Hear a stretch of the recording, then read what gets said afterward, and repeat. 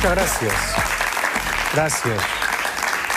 Bienvenidos de vuelta al programa. Ha venido desde Naples, donde él ejerce con mucho éxito su carrera de médico, un prestigioso doctor venezolano, José Rafael Marquina. Un aplauso para él, por favor. Gracias. Bienvenido. Muchas gracias. Y ante todo, muchas gracias por venir al programa esta noche, Gracias. José Rafael. Gracias. ¿Qué sabes de Chávez? ¿Está vivo? Bueno, la última información se fue hace un viernes, hace más de una semana, hace aproximadamente 10 días. Ha habido muchísimo hermetismo con la situación de salud de Chávez. Dos problemas bastante graves. Uno, una cirugía que tuvo muchísimos fracasos. No sé si tuvo errores o lo que sea, pero la cirugía en sí no fue un éxito. Una cirugía sumamente riesgosa, donde le removieron 2 vértebras. Él estaba a riesgo de quedar paralizado. Si no le hacen la cirugía, él mismo lo dijo, inclusive. Fíjate que lo que yo he venido diciendo, todo ha sido corroborado por las versiones oficiales. Tú ya nos habías advertido que habían cometido una cadena de errores, ¿no? En las anteriores operaciones. Desde el principio, el primer error fue cuando le drenaron el absceso, por ejemplo. Le drenan un absceso de la forma más primitiva como se drenan los abscesos en medicina, que es a través de una operación. La forma moderna, actualmente los abscesos se drenan a través de una tomografía con un drenaje por una jeringa. Fundamentalmente así es como se hace el drenaje. ¿Y por qué crees que incurrieron en ese error primitivo? ¿Por desesperación, por atropello? Falta de experiencia. Mira, los médicos en Cuba ni siquiera pueden salir porque les da temor, si van a alguna conferencia les da temor pues que van a quedarse en otro país.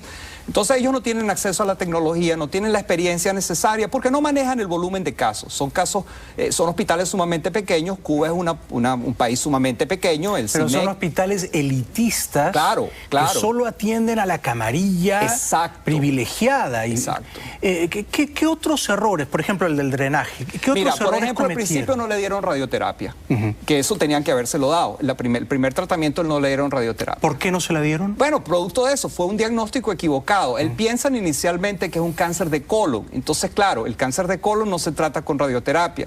Eso fue corroborado después, cuando esas láminas fueron enviadas a Brasil y fueron enviadas a los Estados Unidos, fue cuando se hizo el diagnóstico final, que era un sarcoma, y luego que era un rhabdomiosarcoma. Entonces ahí fue cuando ya se dieron cuenta, pero ya ellos habían pensado que le habían dado la quimioterapia, y que ya era muy tarde para darle la radioterapia, y tenían la esperanza de que el tumor iba a responder a la quimioterapia, cosa que no sucedió. Entonces el presidente venía anunciando constantemente de que estaba curado, cuando la enfermedad estaba haciendo, por supuesto, su progresión. Grandes avances. Claro, otro problema muy grave que tuvo Chávez fue el problema de que ese tumor no fue seguido radiológicamente con la frecuencia que debe ser seguido todo tumor. Fíjate, en el caso del presidente de la República, por ejemplo, es una persona que deberían hacerle las tomografías cada 6 semanas, inclusive cada 2 o 3 meses. Se trata de un jefe de Estado, alguien que requiere toda la atención médica. Generalmente se siguen cada 3 meses los tumores, pero en el caso de Chávez no, eran 4 meses, 5 meses y se le repetía otra tomografía. O sea que ha sido muy negligente el cuidado médico, ¿no? Exacto. Muy torpe. Ahora, la pregunta, José Rafael, es ¿por qué ha elegido curarse mal, atenderse en La Habana? ¿Podría haberlo hecho, por ejemplo, en Venezuela? ¿Había buenos médicos y buena tecnología en Venezuela para atenderse? Excelente. Mira, la tecnología en Venezuela está sumamente avanzada. A pesar de las limitaciones que hay con el acceso a las divisas en Venezuela, los médicos venezolanos siempre han mantenido ese interés de prepararse y mantenerse actualizados. ¿Le habría ido mejor en Caracas que en La Habana? Claro, el problema en Venezuela es que, mira, había un enfrentamiento muy grande con ciertos sectores. En Venezuela, por ejemplo, el gobierno no ha creído en la meritocracia. Y es uno de los grandes errores.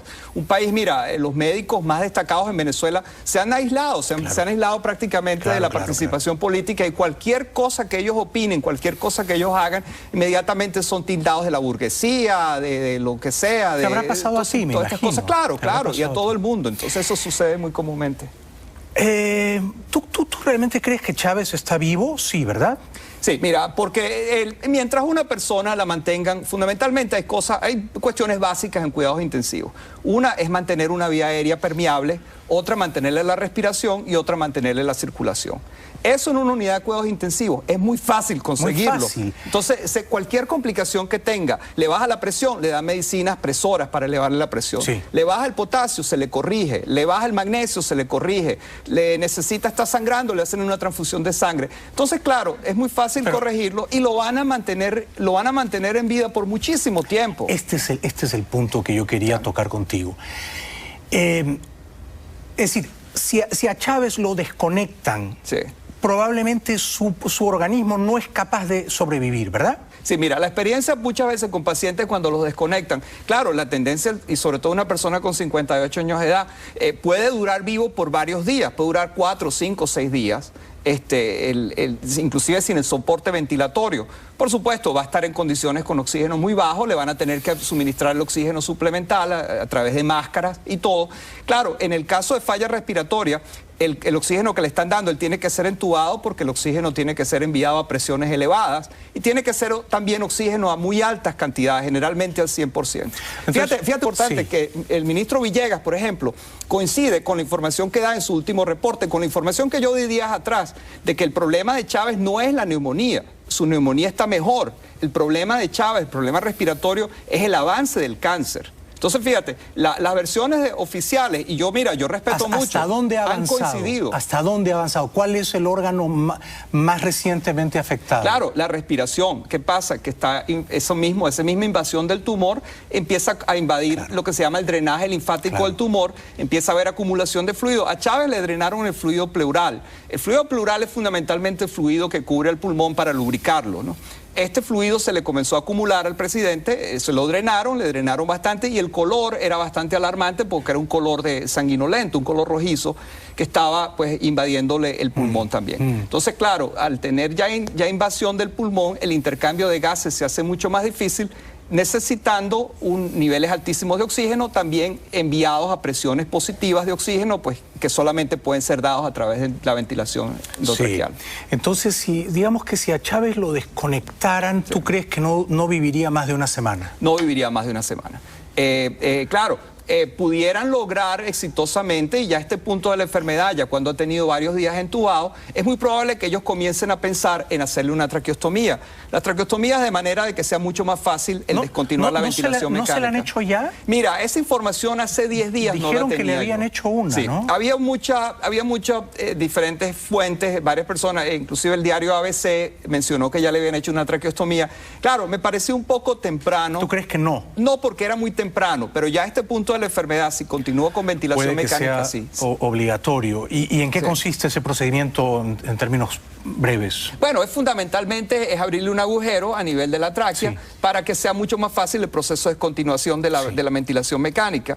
¿Qué sucede? Los pacientes cuando están entubados y los quieren descontinuar del ventilador, no lo descontinúan bruscamente porque no le tendrían jalándole y otra vez poniéndole otra vez el tubo, sino en este caso se desconecta, se le deja que respire con la tráquea, con oxígeno, y cuando vuelva otra vez a necesitar el soporte ventilatorio, se vuelve otra vez a conectar con el ventilador. Una pregunta hipotética que tiene un cierto, digamos, espíritu irreverente, ¿no? Pero tú sabes que en Cuba hay apagones. Sí.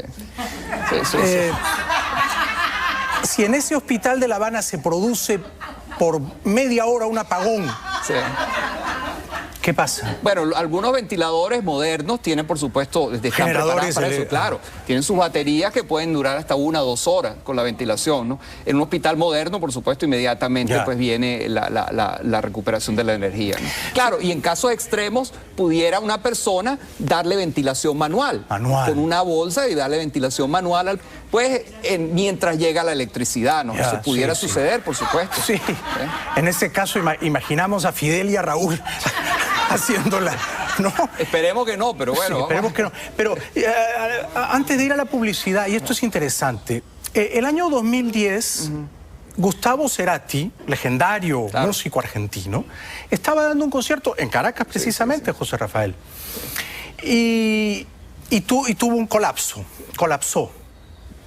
Desde entonces hasta hoy, ahora ya está en la Argentina, está en coma, ¿no?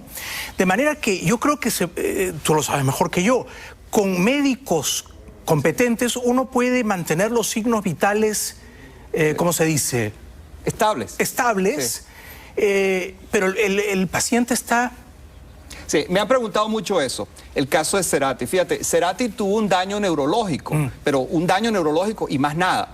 Entonces, claro, él se puede mantener en ventilación mecánica mientras tenga la vía aérea, pero el caso no es progresivo.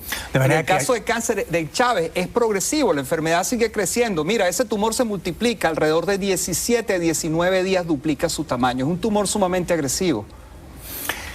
Me has dicho que en menos de 2 semanas duplica su tamaño. Sí, lo que pasa que, claro, al mismo tiempo, el flujo vascular, los vasos sanguíneos que nutren al tumor, no crecen tan rápido. Entonces el tumor se necrosa. Entonces viene la necrosis del tumor. Pero el tumor crece muy rápido. Son tumores sumamente agresivos que no tienen control. El núcleo es un núcleo pleomórfico, un núcleo grande que no tiene control y nadie lo controla. De manera que, ¿cuál es la expectativa de vida razonable de Chávez a estas alturas? Mira, yo he dicho muy responsablemente que es muy difícil tener compatibilidad de la vida más allá del mes de abril.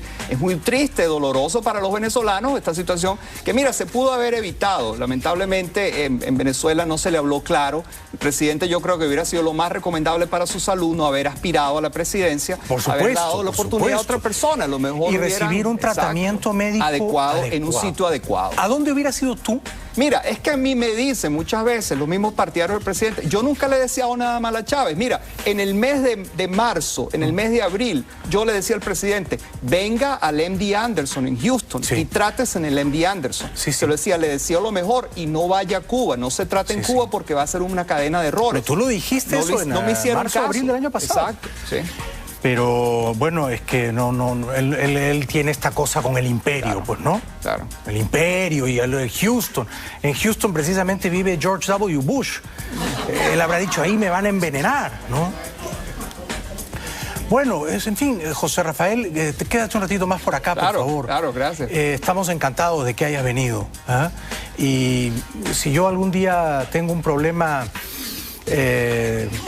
respiratorio, voy a ser tu paciente enseguida. Puedes tomar esa agua, es agua potable. Ah, no, muy bueno. Sí.